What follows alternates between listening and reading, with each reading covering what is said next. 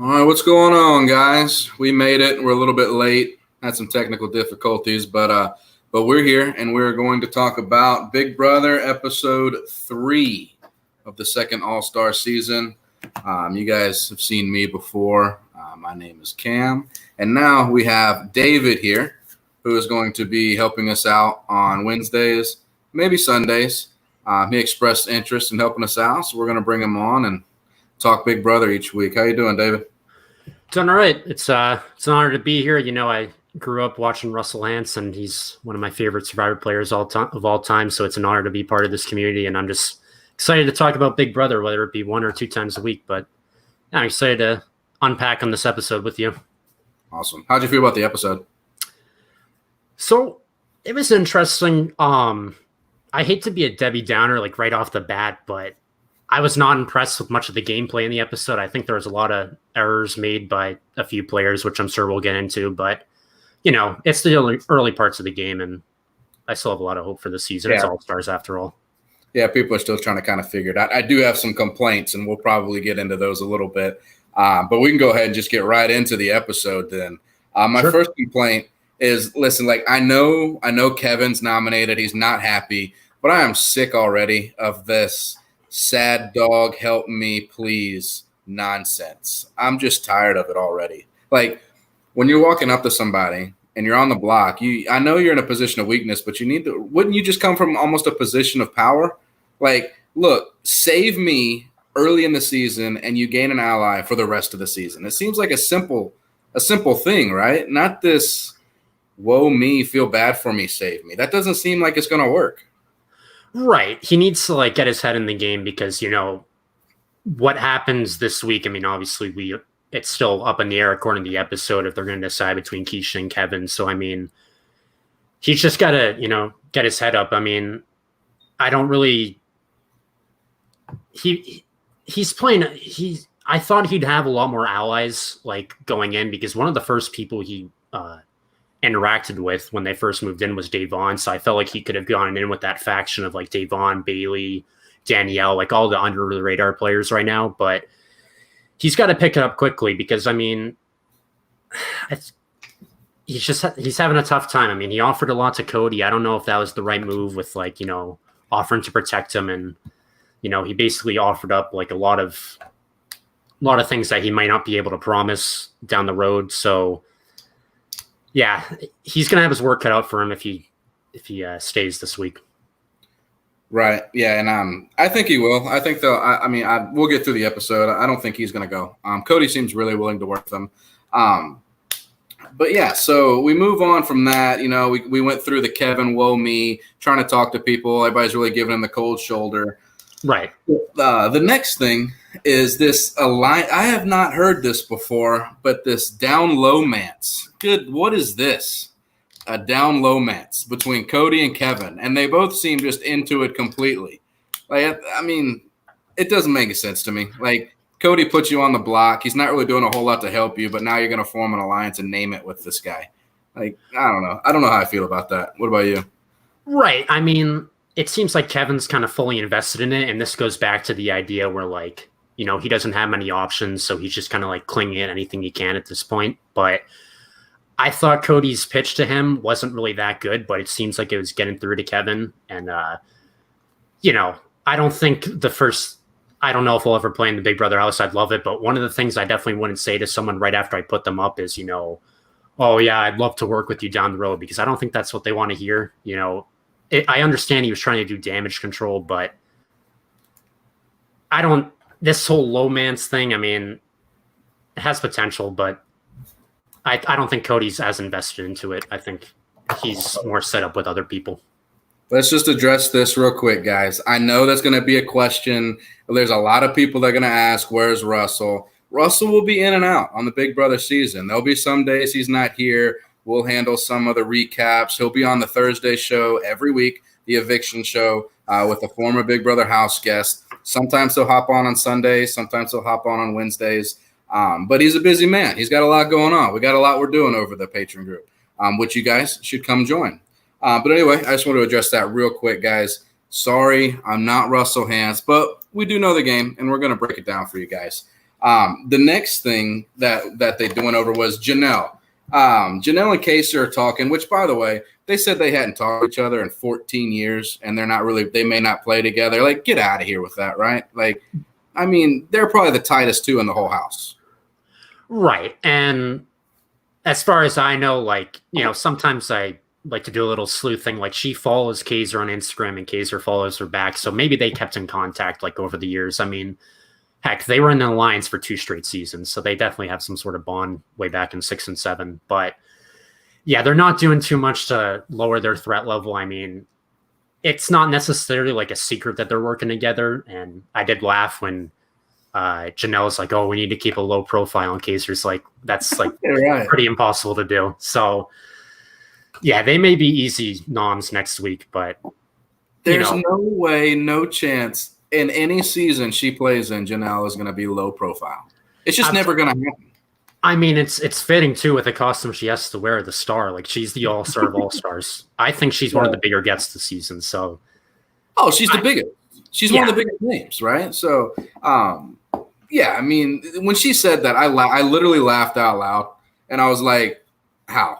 And even Kaiser's response, he said, "How? How would we even do that? Like, that's not an option for us. Like, we have to do other things. Just lowering our target level is not going to be an option, Right? And it would be smart to them. Like, I know we're going down the line, and this is more of like a survivor strategy with like meat shields and stuff, but it would be kind of smart for them to kind of embrace their target and offer that up to people because, they're 2 of the biggest threats in this house, especially because they're a couple. So I think it'd be smart for them to embrace the threat level they have, because the only thing they have left is because they both use their VIP suite pass or whatever it's called. So they don't have much ammunition other than just offering themselves up as meat shields. But it doesn't seem like too many people want to work for them or work with them. Look at Ben Stone over here coming in hot. Janelle. Hopefully. I don't want to see her go pre-jury again. She got a raw deal in 14, so hopefully she can go a little deep. Oh, I mean, you know how this game works. If there's even a chance she goes home early, there's going to be some sort of a competition to where she could win a power. But anyway, yeah. When I laughed when I heard that, right. and then Cody, Cody's been wishy-washy about who he wants out, who he wants to align with. Nobody really knows where his head's at as far as in the game. But he kind of said it. He said he wants Keisha out, right? So the conversations he's had with Kevin, they seem genuine then.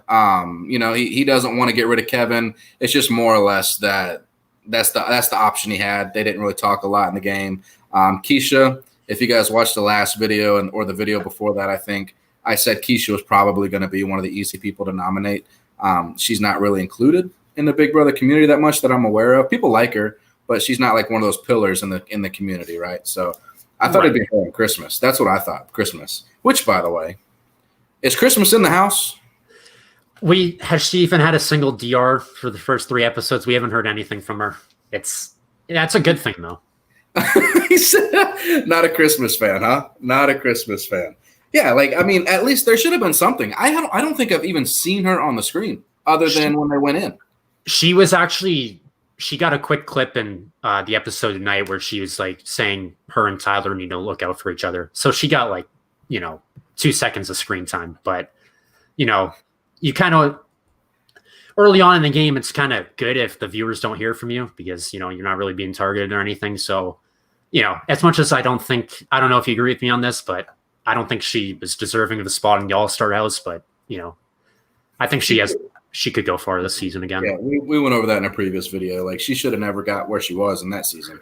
But what a train wreck 19 was. But anyways, yeah. But so they haven't even done a confessional or a diary room with her where she's explaining that, hey, I'm trying to lay low, not do anything. Or at least with Danny, when there's a Danny sighting, she said in a couple of DRs, hey, I want to sit back. I don't want to be the forefront, right? So we know that's in her game plan.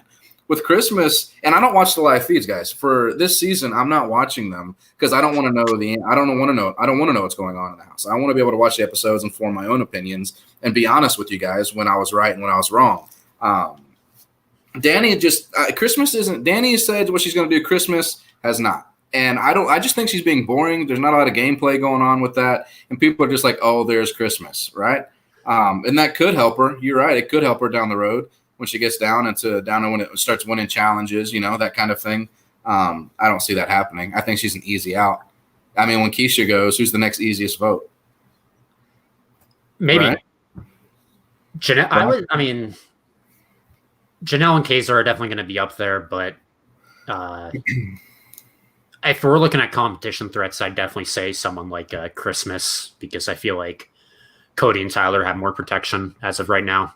And Christmas there's going to come a point at some point in the early stage of this game where people are going to get nominated that, it's not going to ruffle any feathers, if you will. So I can see that being Christmas because, everyone can just get on board in that. Or even someone like David, because no one knows how he's played. So that's just an easy person to nominate. Like, we don't know your gameplay.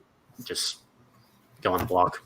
How awkward was that watching David and Kevin try to talk in the bathroom? Yeah, that was another thing I was going to talk about. That was not a smart move by Kevin at all because, David was getting ready to go to bed or whatever. And it just doesn't seem genuine. Like, oh, by the way, before you leave, like, I kind of want to work with you. Would you use the veto on me if you're picked? Like, it just doesn't seem genuine. But, David handled that well. I mean, it's kind of like, Big Brother and Survivor 101. If someone approaches you with something, you probably shouldn't say no. You should at least say yes. I mean, you gotta lie. Which is a very natural transition into my next note, which is Tyler back to his old ways. This is going to cost him. I mean, we saw it in season 20. Like, yeah, he got to the final 2, but whether it be a bitter jury or just the fact that he burned so many bridges, well, I'm leaning more towards a bitter jury. I still think Tyler should have won over Casey.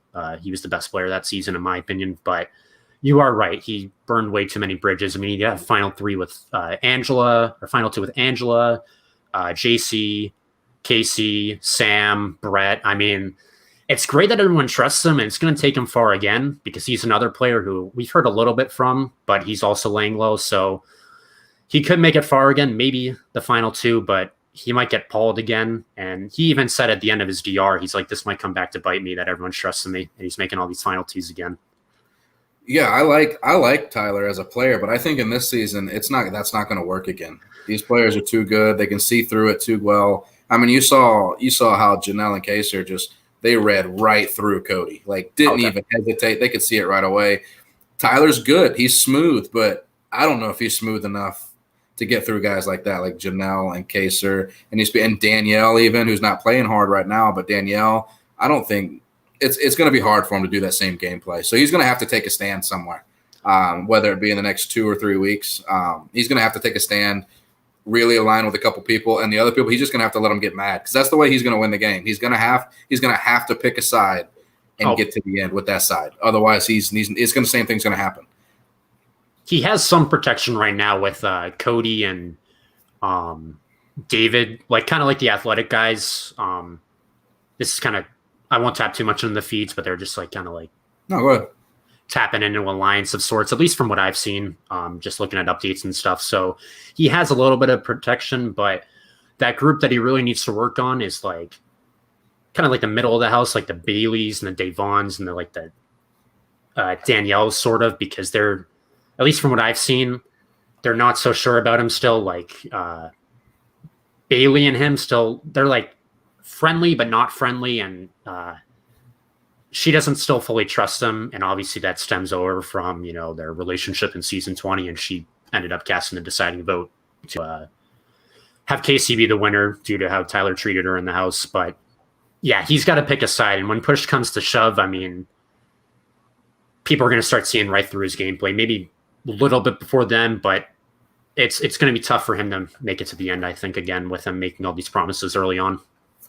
Right. And it's hard for him too, though, because you can tell by the way he's reacting. And even somebody just said here, Tyler's low and laying pretty low on the feeds. It's tough when you're trying to lay low like that and people keep approaching you. And, you can't, like you just said, you can't look at them and be like, no, I don't want to work with you. Like, you have to accept. And now you're in a position that you don't want to be in, but you have to be in. There was no option at that point, right? So it's a little rough on him. I get it. But he's going to have to take a side. He has to. It's just I think he should take a page out of his Alliance member from season 20, Casey's playbook, just lay low for like 3/4 of the game, or at least the first half, and then just work on your social game, like, building connections, just being upfront with people.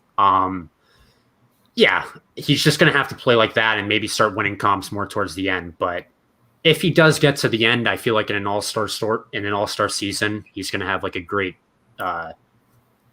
great story.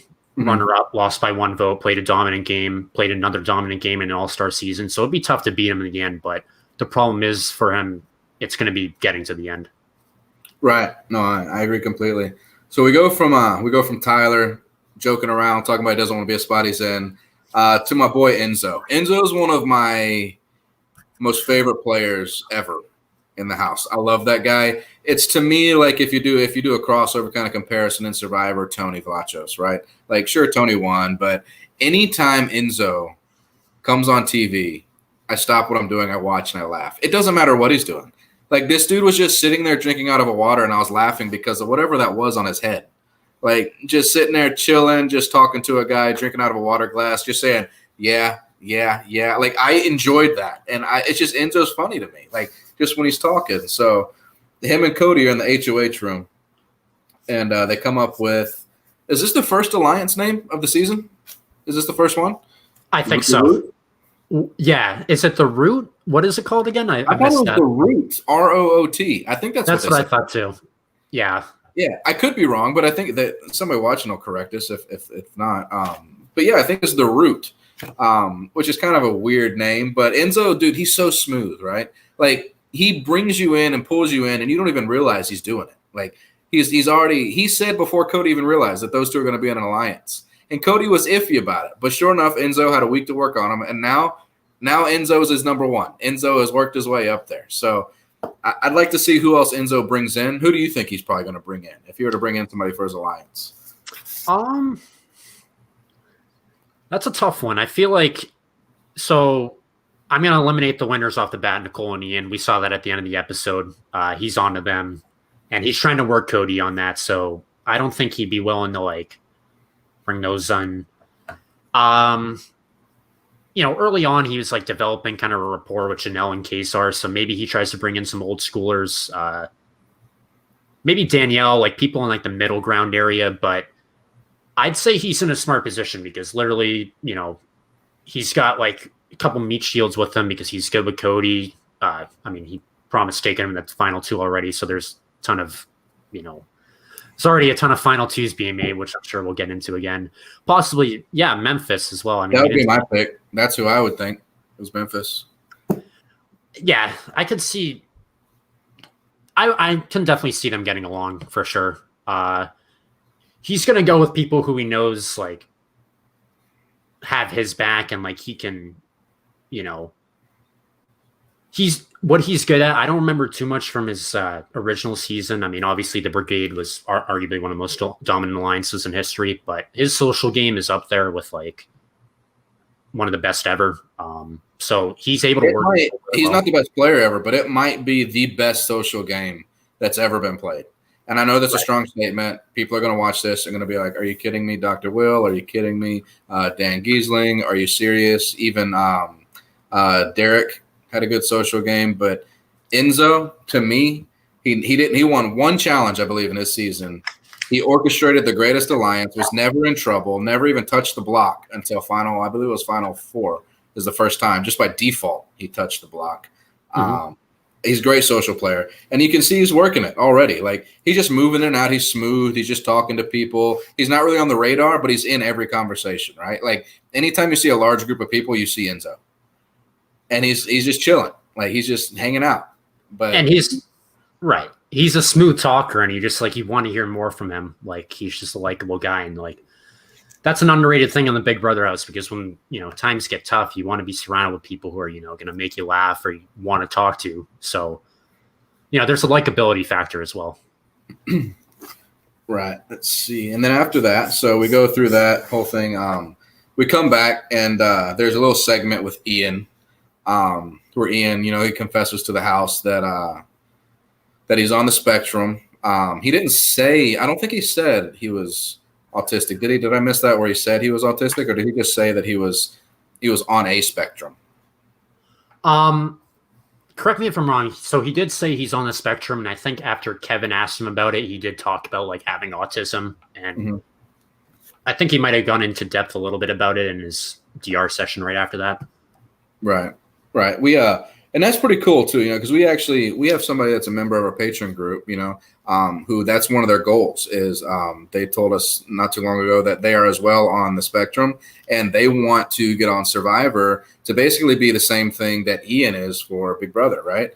Right. They want to get on there, they want to play, and they want show the stigma and all that kind of stuff and win the game. I thought that was pretty cool. It was a good little segment. I like how in this season so far, there's probably 2 or 3 already of just like good, genuine human moments. Absolutely. And I know that's a goal of CBS right now. They're going to really push that, and I like it. I enjoy it because in 2020 it's been kind of rough. So those moments where you can just see people like Kaser talking to Davon, about like it wasn't game, like it was genuine. Wants to talk about it because he was in the situation when he first played. I remember when he first played. In season 6, that was a big deal for him. He wanted to erase the stigma, and he's still doing it 16 years later. And now he has Black Lives Matter and all that kind of stuff. So I just like the good, genuine human moments that they're showing in the season. So we transitioned from Ian to Kaser doing that. And then, so I'm very happy with CBS including these personal moments. And they even had David in the episode before saying he's not like the biggest super fan there ever is, but he noticed like none of the winners looked like him, so he finds motivation hoping to be the first Black winner besides Tamar Braxton and Celebrity Big Brother, but he finds motivation in that. So I am glad that CBS is including these personal scenes because, over the years, the shows have had an issue of like showing that there is a person behind the game player. So I am glad that we get to learn a little bit about the players as the season progresses. So much negativity, and I think that went a lot into people are saying this isn't an all-star cast. I think this is why they're saying it's not an all-star cast, because those super huge big players also had serious negative sides to them as well. Right. They went for this cast as a safe cast that can also be an all-star cast to where they can push this, and I'm glad they did. It's not an all-star cast in my opinion, but it's a great cast. It's going to have great strategy, but there's not going to be any of that negativity, and I really think Big Brother needed that, and I enjoy it, and I hope it continues. Absolutely. Let's see. So we go back to we're going to the veto ceremony. So we kind of skipped over it a little bit, but Kevin had asked previous to Enzo if he picked him, would Enzo play the veto or use the veto on him if he won.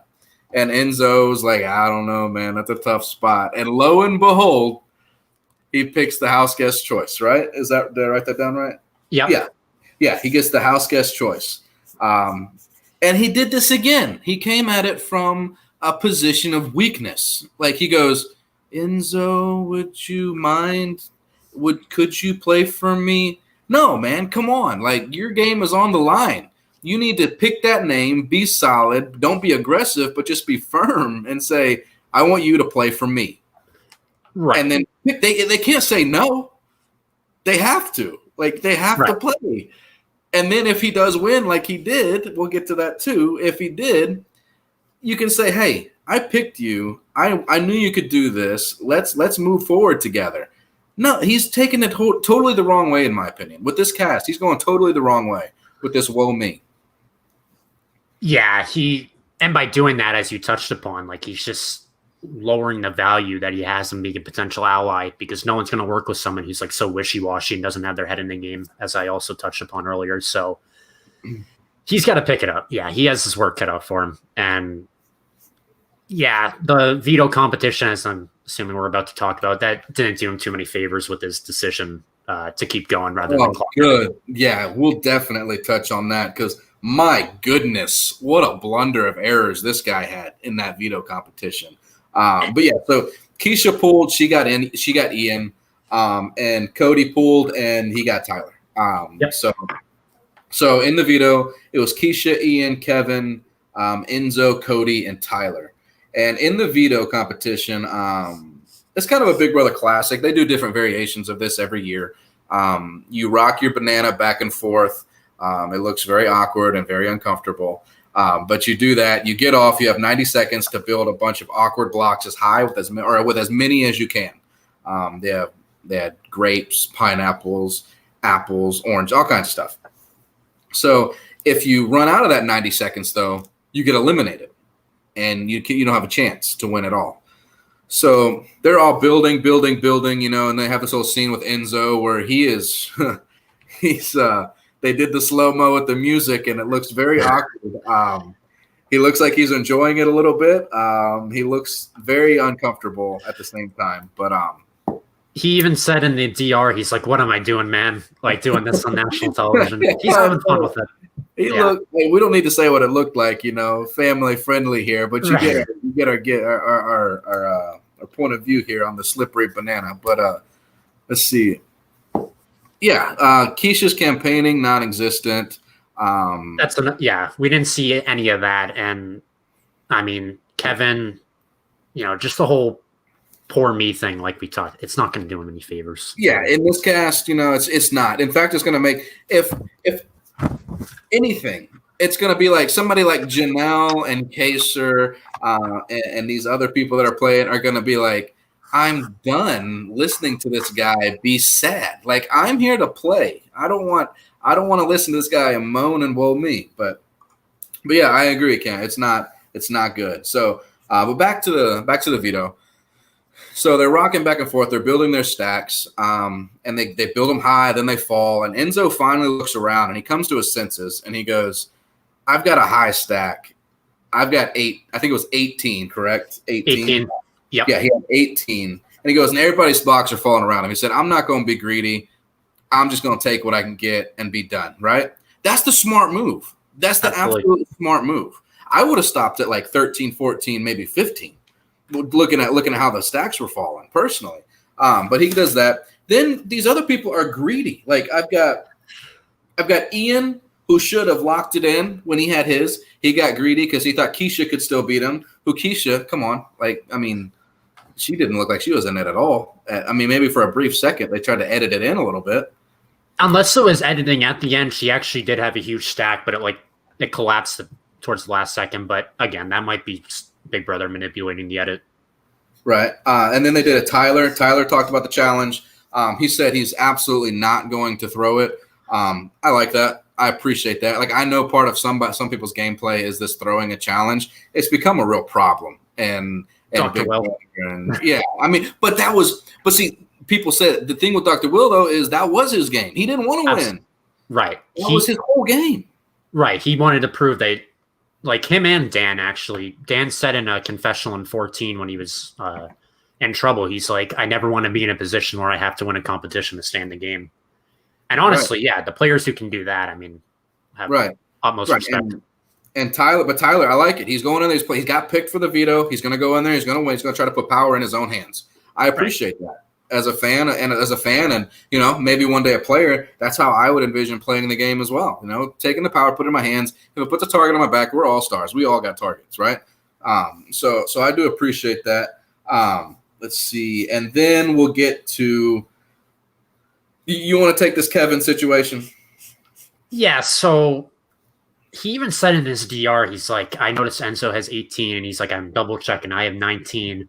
But for some reason, he still decides to keep going because it's all stars. And I think that's just like his pride getting in the way. Like, you just got to hold it 9. Like, he had it, and he just tried to get a little too fancy. And he's worried because somebody else could beat him with 20 seconds left that doesn't even have half the stack he has. And he has 19. Right. Why, if anything, why not hold your 19 if it's steady enough? Hold your 19. Wait till that buzzer gets down to about 3, 2, 3, 4, 5 seconds and see if she catches up. Right? Right. It just instead of he kept adding with seconds on there. I'm like, why are you adding? She's not close right now. And then he just misses the buzzer. He just doesn't do the buzzer. I think did Ian also do that? I feel like someone else. Yeah, Ian did it too. But Ian did it early on, right? Like Kevin had to win. He had to win. And the buzzer, I was like, when I saw that That's the second week in a row we've seen something just crazy like that. The first week was Nicole when she was doing when they were going over the wobbly seats. Yeah. And she stepped on the wobbly one, and she goes back to the beginning and steps on it again. I feel like I have a theory that maybe she was trying to throw it, but yeah, it's not pretty to watch on television for sure. So I get this might just be a recurring segment for us here. What are these people doing? Like, do they just lose their minds? Right.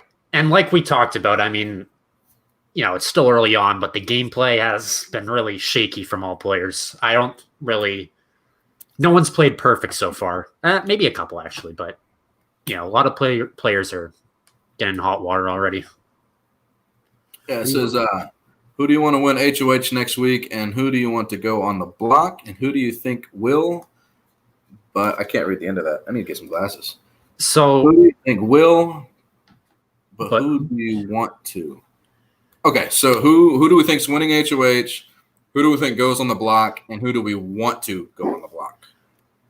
So who do I want? I mean, bias obviously Janelle. I would love if she wins and puts up like Tyler and Cody or something like that, because I don't feel like this is going to happen. But just transitioning over to Survivor again real quickly, it was hard to watch all the old schoolers go early in Winners at War. So, I'd like to see an old schooler be able to take some of the power.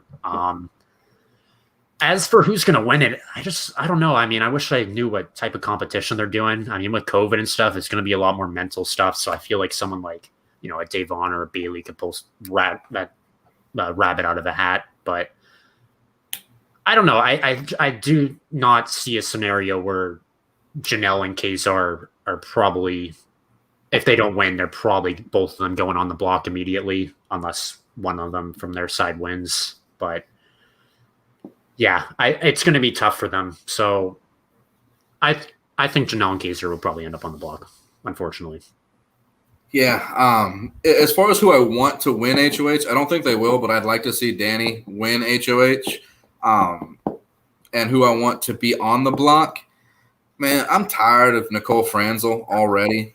I mean, every time she's on the screen, she just looks like she's having a traumatic experience. Like her hair looks frazzled. She looks like she's been crying. I'm just like, this is enough already. Enough already. Like, you wanted in the house. You got in the house. Let's stop all this crying and talking to everybody about how people don't like you. I'm tired of it, right? Like, so I want her to be on the block. And then next to her, probably Christmas, just because I don't think she's in the same level as anybody in that house as far as a player. I just don't.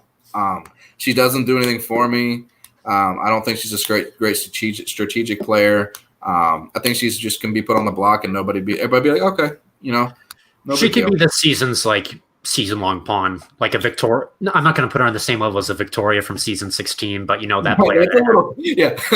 That's a little bit. That might be the only person she's above. They both finished third, though. That's the only thing they have in common. But yeah, I mean, she might just be that person. Like, no one's going to get mad if I put you up as a pawn. Someone like a Paul in 18. I mean, he wasn't really much of a pawn, but you get it. And I'm one of the truest Janelle fans you'll ever find. And I think if Danny got HOH, Janelle and Casey would be okay for another week. So that's who I would like to win HOH. Maybe that's not the best for the season, but I'd like Danny to win. And I think if Danny wins, she's one of those people that would use those big targets to keep around. And so that would keep that. Right. She wants to embrace this whole laying low. So it's kind of like, he keeps segueing the Survivor, but the Jeremy Collins strategy, just keep the meat shields around. Like, don't come for me, come for the person right in front of me. So it'd be smart for her to adopt that strategy. I think she's in a really good position right now. Yeah, we can go ahead and address this real quick. Let me go back to this comment. This right here. This needs to end right here. He's a Christmas fan. And by the end of this season, I hope Mr. Russell realizes that Janelle is superior in every way to Christmas. Yeah. One of the top players ever, maybe the best female competitor of all time. Janelle, yeah, I hope she makes it to jury. My only fear is that Janelle goes out before Christmas and I have to listen for a year We'll talk about that. That would not be fun. But yeah, so Enzo wins the veto. He had 18 blocks. They kind of segue, and oh, go ahead. I was just going to say, I saw a comment earlier about Enzo becoming potentially a comp beast, which I found hilarious. So maybe we'll see. He's off to a good start in the competition area. Oh, I know. Yeah. He won one competition in his season and he tried to win so many. One of the funniest clips is if you guys, anybody watching is new to Big Brother, and you want to find a funny, good season 12, watch the clip where Enzo is trying to win a rope challenge where he's wrapping a rope around his arm and crawling through mud. And he can't beat Kathy. And Kathy's like the ultimate, just fantastic mother, older lady, super nice, but cannot win a challenge to save her life. And he's so frustrated he can't beat the suburban mom. That it's a great YouTube. You guys go check it out. It's funny. Yeah. So everyone seems to trust Nicole Franzel. Yeah, which I found surprising. She has Cody in her back pocket. Definitely. They are kind of like playing up. I don't know. Like they're not as close, but they're definitely in it for the long haul. Tyler and her have a rapport.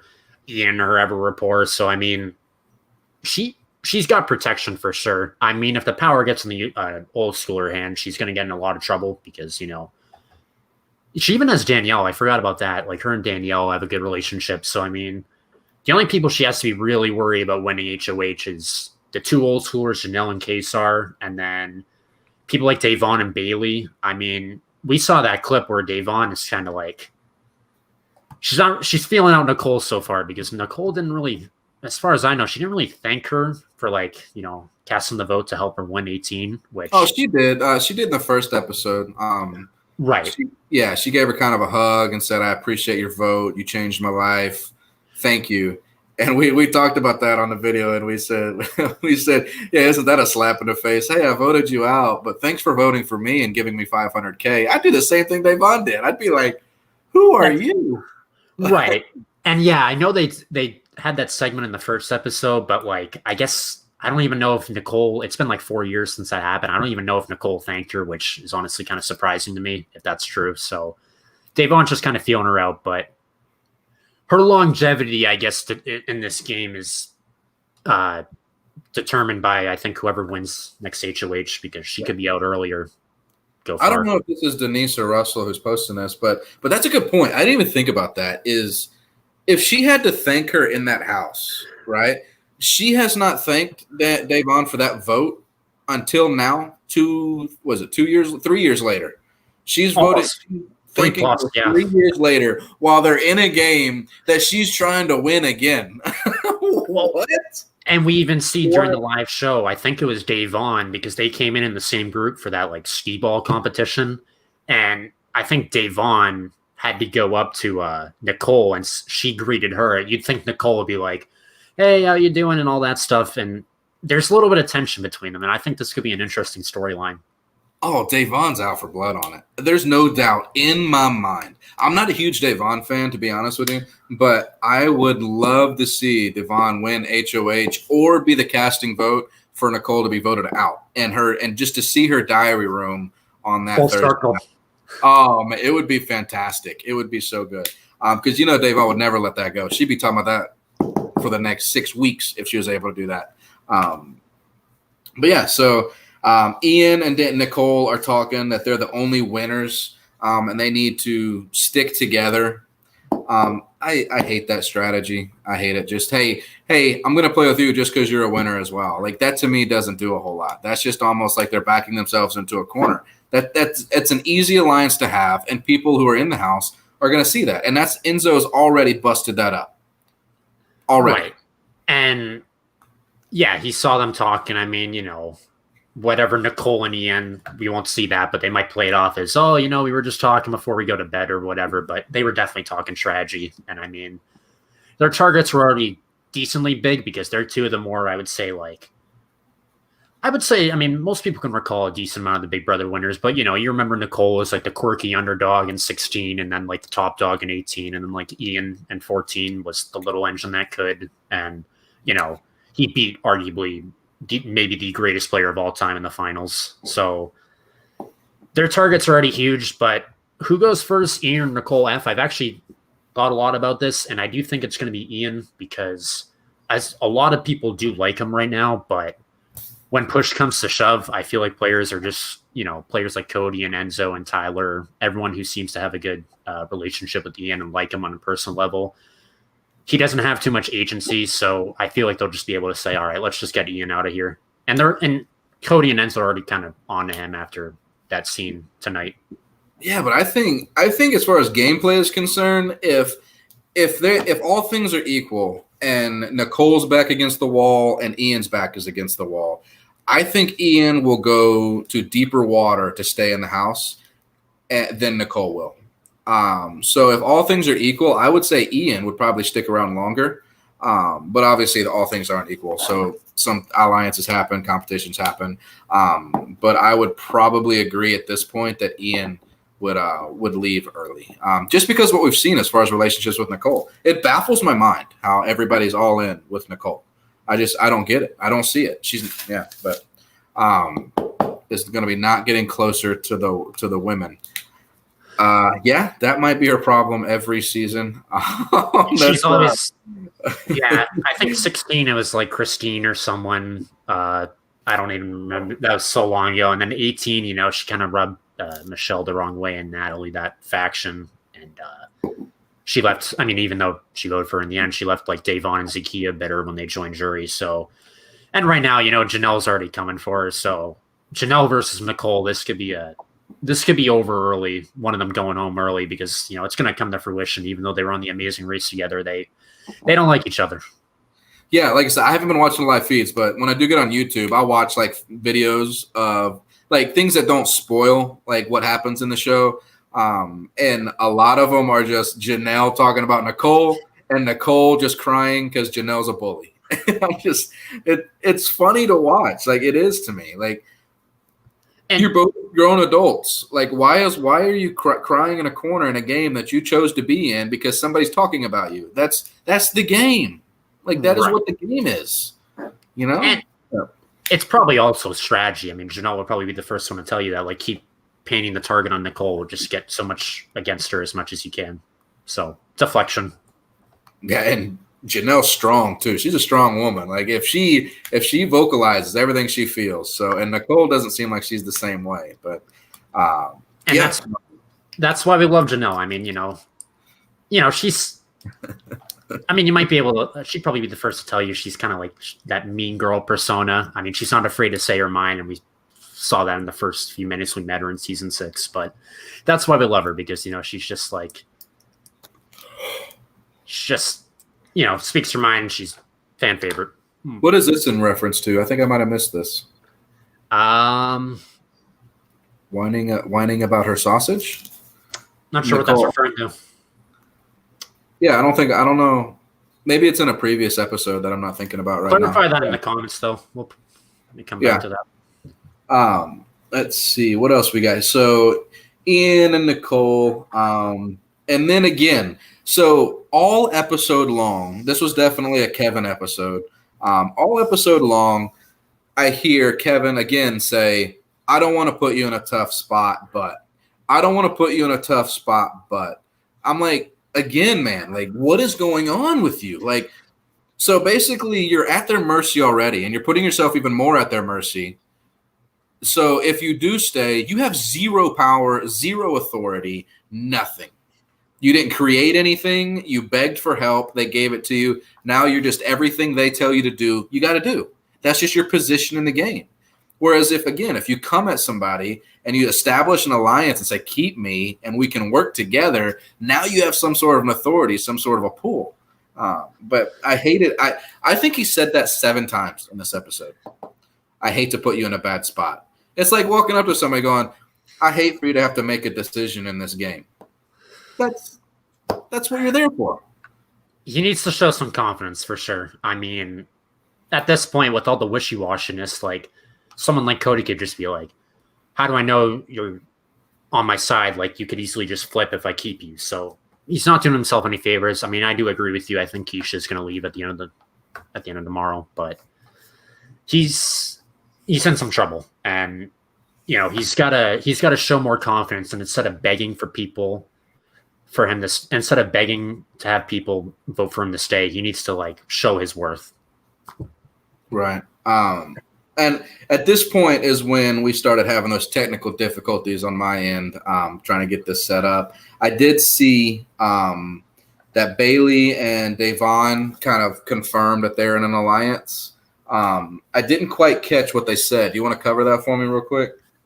Yeah, so they were just talking about how they like had this gut instinct when they first entered the house, and they were both excited to see each other, and then they just they had like bonded over like black girl magic, and they want to be like the two black girls at the end, so they just bonded over both of their backgrounds. And honestly, I think this could be a very powerful alliance because they're both playing really well in this first week. I mean, and they're both kind of similar players. They had their moments where they kind of lost it. I mean, obviously with Bailey and the Tyler and like the bloody mouth fight, whatever happened in season 20, and then Davon, her downfall in 17 and 18 was just not being able to like keep information to herself because she scared people with the whole twin twist, and she kind of decided too late that it was time to target Nicole or whatever in 18. So if they can keep it together and just kind of lay low, which is what they've been doing so far, I feel like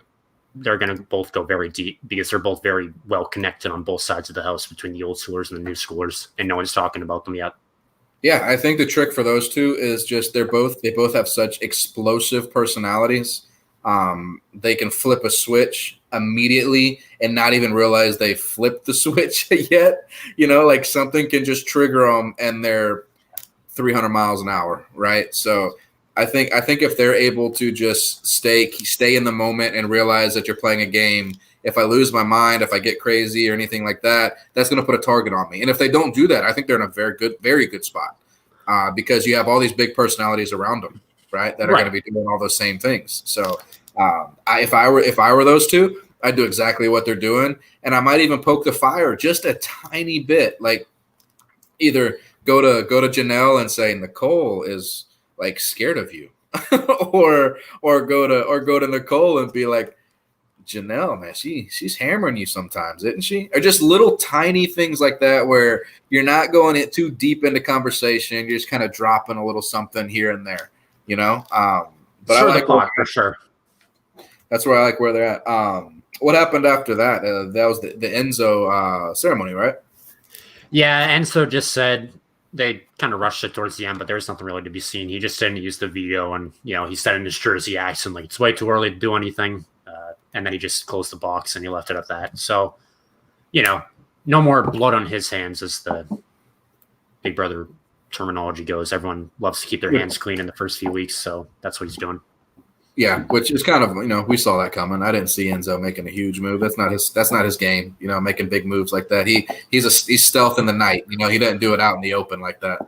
So. Right. And, the editing, they try to like pull a Survivor on us. Like you always see like right before they go to Tribal, it's like maybe they'll do a big move and they'll get out this person. So he's like, maybe I'll take Kevin off the block and they'll put up Ian. But we all knew that wasn't going to happen. Like that's the point of that. That's a classic Enzo move. He did that same thing in his season with Matt when Matt was in his alliance. Matt was one of his 4 in the brigade, and he for a couple of weeks he said, "Yo, what if we flip on Matt? He's too smart. What if we flip?" And then they had opportunities, and they said, "No, not yet." And then Enzo finally flipped the switch, and he said, "Hey guys, we've been talking about this." When Enzo had been talking about it, they go, "Hey, we've been talking about this. Let's do it. Let's get rid of him." And they're like gung ho. So that could be the play he's making with Ian. Don't target him for real for about 2 weeks, but then when you have him in your sights, you just nail him and he's gone. But right. How do you feel about Nicole Anthony here? So I think she's going to at least make it to jury. I'll say that. She's another one of those players who's not on anyone's radar. However, I'm kind of changing my tune. She could be like the easy pawn of the season because, she's going to have a very tough time getting in one of those final 2 seats unless she goes in like a little bit of a competition run, which is kind of what she did last season. She's just so likable that you almost, you can't help but vote for in the end. Like her social game, just the likability factor is through the roofs. I think you could make the argument maybe she's the most likable person in the house this season, just based off like she was the one bright light in a terrible 21 season, just full of controversies. So she can make it a little bit past jury. I just feel like it's going to be one of those classic cases where maybe a player is like, she's just so likable, we can't let her get any close to the end because, she was getting better towards the end at like the mental competitions and stuff. So I could see her maybe going like anywhere from 7th to 5th. I don't know if she'll get 3rd again, but she's in a good position for now. Yeah. I like Nicole. I was hoping she'd come in, and she still could. We're only a weekend. I was hoping she'd come into the house and be not super aggressive, but more so than she was in her first season. Just because when she played the first time, she was a fish out of water. She was awkward. She kind of socially was a little bit different. And then as the season wore on, she started getting her footing. She started gaining it a little bit, understanding how to play the game, understanding the social aspects. I was thinking maybe when she came in this time, she'd be a little bit more aggressive in getting in with people, forming alliances, not necessarily being a comp beast or trying to win, because I don't think that's in the cards for her at all as far as winning a bunch of different competitions, but more or less being an organizer of creating an alliance. For example, Cody was looking for somebody, actively looking for somebody to tell him they want to be in an alliance with him for real. I think that would have been a moment that I would have expected her to go to Cody and be like, hey, look, you need somebody. I need somebody. Let's see what we can do. Nobody would expect it. That was the game that I was expecting her to come in and play. And it's still early. She could definitely still do that. But I like Nicole a lot. I think she's super nice. I don't think she has a mean bone in her body. So, and she has the loyalty factor too. I mean, people forget when she had a household in a double eviction last year. She could have went for Jackson and Holly then, but that's loyalty goes a long way in the Big Brother house. I mean, especially in returning seasons because people watched how you played before. So she has a lot to offer as an alliance member. So it'll be interesting to see if she gets in an alliance soon because she's just kind of there in the conversations right now. And we haven't really seen much strategy from her, but I'm sure that'll come. She positioned herself in her season pretty well though. As far as she was never in a major alliance that she was really in with. And she consistently found ways to put herself in a position to determine who went home. So no alliance, or was it power without an alliance, something like that. She's good at that. So maybe she's going to try and do that again. But I think in this season, you're going to have to be a little bit more aggressive in trying to get what you want and put your mark on the game. Right. So who do you think is going home tomorrow? So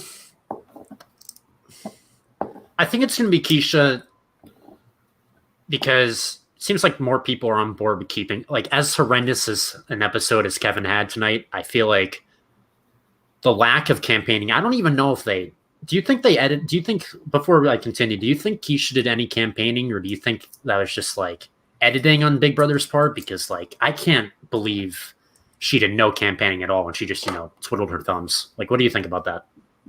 Yeah, I mean, again, if you're in here and you watch the live feeds, let me know. Don't tell us what happened, but just let us know if Keisha actually campaigned. I don't get the feeling she did. I get the feeling she had that preemptive conversation with people, like, hey, what's going on? Am I going home? And right. That's it. And they go, yeah, I don't know. We'll see how it goes. And she's just like, okay, let's go get lunch. Like, I don't think there's ever with her any absolute digging into it, and I'm surprised I don't see her using Memphis more. I'm surprised about that. Right. I thought that she'd be trying to tap into that connection a little bit more. So, yeah, so she's not campaigning. Mm-mm. Interesting. It's an interesting strategy. I feel like that's going to come back to bite her because, I mean, through these first few episodes, just like seeing her in the DRs and stuff, she just seems kind of like out of it, sort of.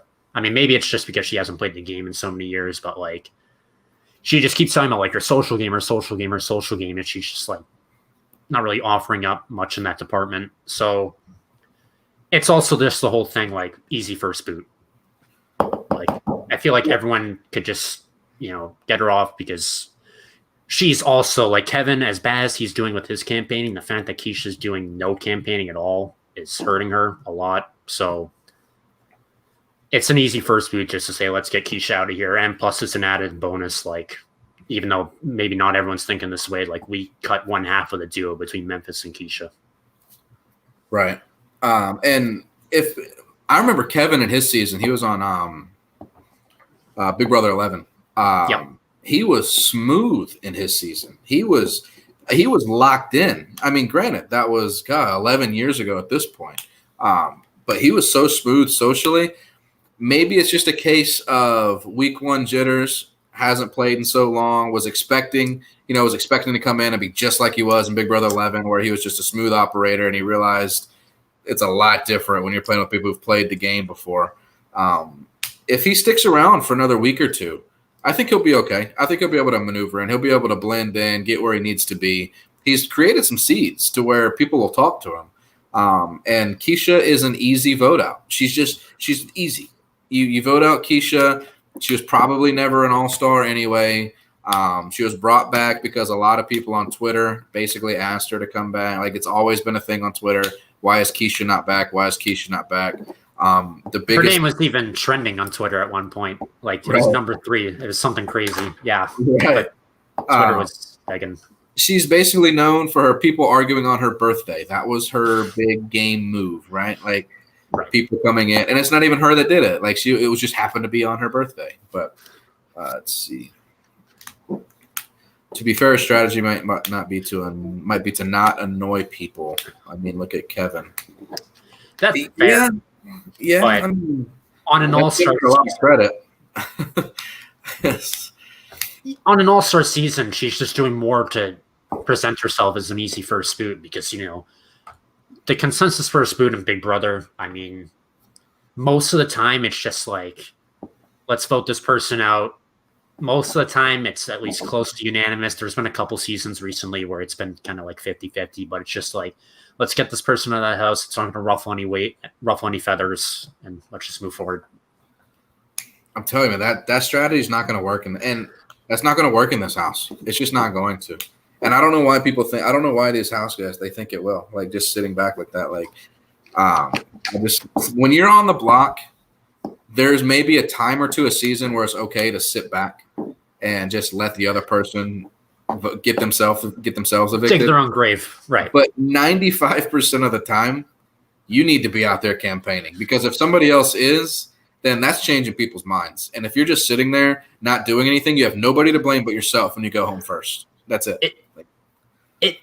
From a viewer perspective, she's talking about how she's going to turn it up, but it just seems like she's just kind of conceding a little bit. Like, she's got to offer something to someone, because the reason why she got nominated was the fact she wasn't talking to Cody. So that should have been a red flag. Like, if I want to stay, like, I got to start making connections and stuff. Right, and that's what I'm saying about why she's not using Memphis. Like, somebody commented in the comment section here that Memphis doesn't really like her that much. It doesn't matter if Memphis likes her that much. She needs to put in the attempt, put in the effort for the only relationship that you have in the game before the game, who, by the way, is also constantly talking to the HOH.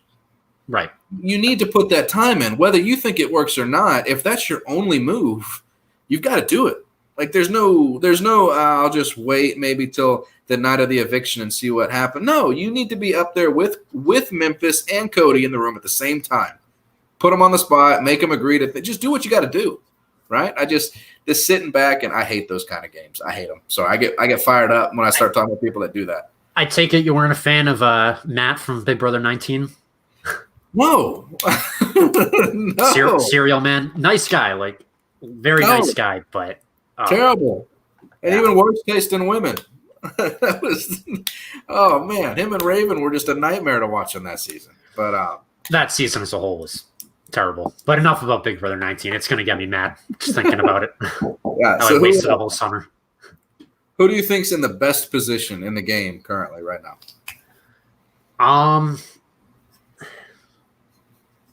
I was going to say Davon, but there's one little scene. This is not too many people may not remember this, but there was a scene tonight where this gets even better.